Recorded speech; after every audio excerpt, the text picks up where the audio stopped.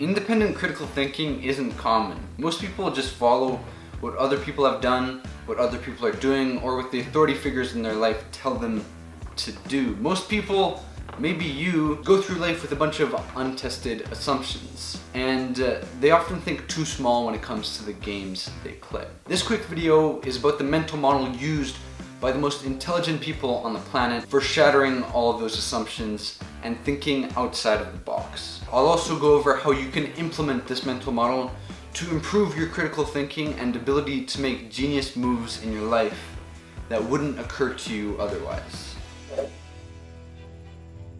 In life we play games to fulfill our basic human needs. You know, Maslow's hierarchy of needs? Yeah, that. The problem is we often unconsciously trap ourselves in small games. Breaking out of these games is the key to critically thinking about your life. The way you'll do this is by applying the mental model first principles thinking. This is when you take a problem and you boil it down to the fundamental truths, the first principles, and then you will tackle it only from there. An example of one of the games we can play is the exam game. You're stressing about passing an exam, getting over 75%, 80%, 90%, whatever it is, but you're not thinking critically about why the exam is really that important in the first place. By using first principles thinking, we can zoom out to see the bigger picture.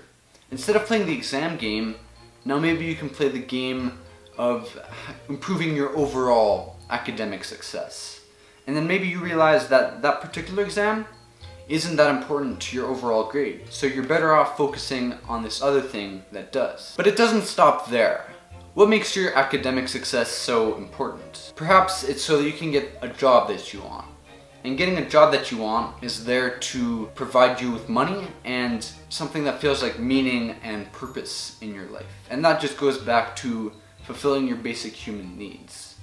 So while it's probably not that useful to ask yourself what's the optimal path to meeting your basic human needs, if you ask yourself what would be the best path to meaning and financial freedom in your life, while looking past what most people are doing, you can save yourselves from a lot of assumptions. Some of these assumptions being that you have to get a conventional job, that you have to get a shiny degree, or that you have to stress about this certain exam. Maybe those things are important to you, but you should at least know why. You don't want to be following those things blindly and maybe unhappily just because you failed to think for yourself. So if this way of thinking is so valuable and necessary, why is it so rare? Well, it's human nature to just self-justify and confirm the things we already believe. First principles thinking is designed to shatter beliefs, assumptions, and stories that we've been told maybe throughout our entire lives. It can hint to the fact that maybe we don't really know why we're pursuing the things that we are. Maybe it shows us we're not going about something optimally. And that's the magic of first principles thinking. But that's also why it's so uncomfortable. Maybe it shows us that something we've been pursuing for years wasn't actually worth it, and that we just have to start back at square one. So with that in mind, how can you start applying first principles thinking to your life? The first thing you want to avoid is creating goals that only exist to realize other goals. For example, getting a job that you don't really like so that you can have the experience on your resume. Now, some of this is actually totally fine. The trap you don't want to fall into is piling too many of these intermediate goals on without actually having your end goal in mind. So this is sort of like the exam example I gave earlier. The exam is a goal, intermediate goal for getting academic success, which is an intermediate goal for a job, etc. If you don't really enjoy these things, and you're spending so much time and effort pursuing them, you're wasting a big chunk of your life. One defense you might come up with is that you just don't know what you want. You're still figuring stuff out.